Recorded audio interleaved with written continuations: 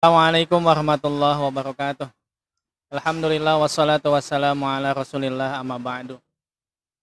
Teman-teman yang berbahagia, Ramadan di mana perintah puasa diwajibkan bagi kita semua umat muslim yang beriman kepada Allah Subhanahu wa taala. Seperti yang kita tahu bahwa di dalam Al-Qur'an, Bismillahirrahmanirrahim, ya ayyuhalladzina amanu kutiba alaikumusiyam kama kutiba alal ladzina min qablikum la'allakum tattaqun. Ayat yang sangat familiar di telinga kita dan setiap tahun pasti disampaikan oleh banyak pendai, para asatid, para kiai di banyak majelis terkait puasa, kewajiban puasa. Puasa itu kata Imam Al-Ghazali adalah seperempat daripada keimanan. Sebagaimana dalam dua hadis Kanjeng Nabi Muhammad SAW, as-saumu nisfus sabri. Puasa itu adalah setengah dari kesabaran.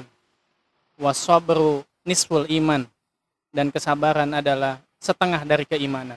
Kesimpulannya bahwa puasa itu adalah mampu menyempurnakan seperempat keimanan kita. Puasa itu adalah salah satu dari 3 ritual agama paling tua. Selain kurban, yang pertama, yang kedua adalah sholat. Tentu sholat di sini adalah dengan media yang lain. Sholat bisa jadi sebuah ritual penyembahan. Dan yang ketiga adalah puasa. Puasa itu telah dilaksanakan oleh para nabi terdahulu. Nabi Adam alaihissalam dalam riwayatnya berpuasa pada tanggal 13, 14, dan 15. Atau yang kita kenal sebagai Ayyamul Bid. Nabi Nuh alaihissalam ketika dalam bahtera juga berpuasa. Nabi Yakub mempuasai putra-putranya. Nabi Isa dalam tradisi agama yang lain, di agama Yahudi ada juga puasa 40 hari. Sebagaimana yang diajarkan oleh Nabi Musa yang berpuasa 40 hari. Ada Nabi Isa yang puasa 50 hari dalam 1 tahun. Yang kemudian menjadi ajaran kaum Nasrani. Bukan hanya itu, ternyata bukan hanya manusia yang berpuasa. Semua makhluk hidup yang ada di alam semesta ini juga berpuasa. Yang kita tahu ulat ketika dia mau menjadi kupu-kupu, ada proses menjadi kepompong, dia berpuasa. Kemudian ular ketika akan berganti kulit juga berpuasa. Beruang kutub ketika musim dingin yang sangat panjang, hibernasi juga berpuasa.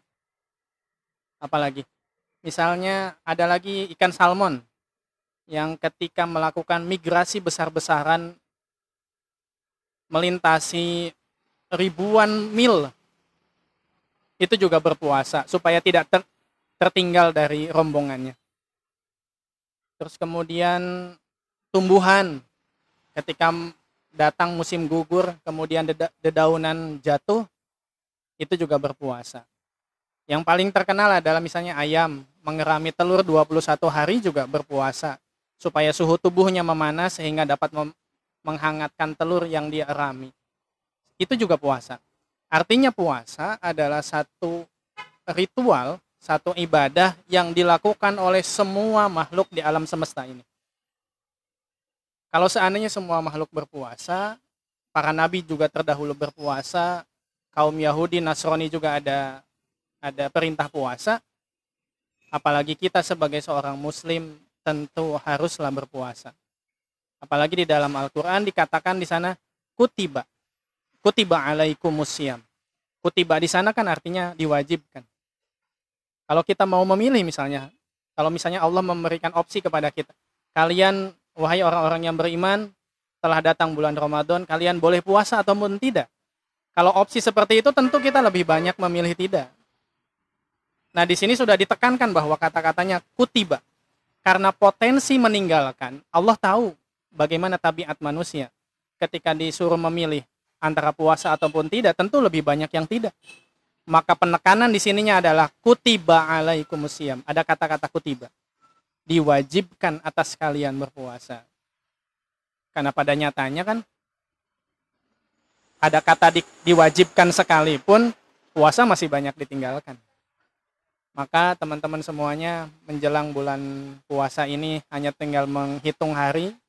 Mari sama-sama kita kuatkan niat kita, kuatkan mental kita, kuatkan fisik kita, bahwa ini adalah sebuah momen di mana semua dosa akan diampuni, di mana semua amal ibadah akan diterima, di mana semua kebaikan akan dilipat gandakan.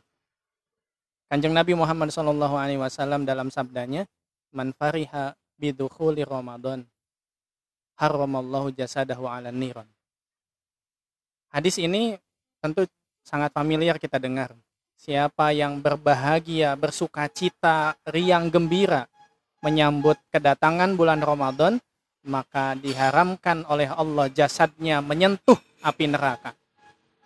Berbahagia saja, sukacita saja menyambut bulan Ramadan, pahalanya luar biasa. Garansi dari Allah Subhanahu wa taala luar biasa. Apalagi kita menjalankan puasa Ramadan, mengisi hari-hari Ramadan dengan tadarus Quran, dengan amal ibadah sebaik mungkin, dimanfaatkan kesempatan sebaik mungkin untuk berbuat baik seluas-luasnya, sebanyak-banyaknya. Baik teman-teman, mungkin itu saja yang bisa saya sampaikan. Semoga kita semua selalu diberikan kesehatan oleh Allah Subhanahu wa taala sehingga dapat menjalankan ibadah puasa dengan sebaik-baiknya. Assalamualaikum warahmatullahi wabarakatuh.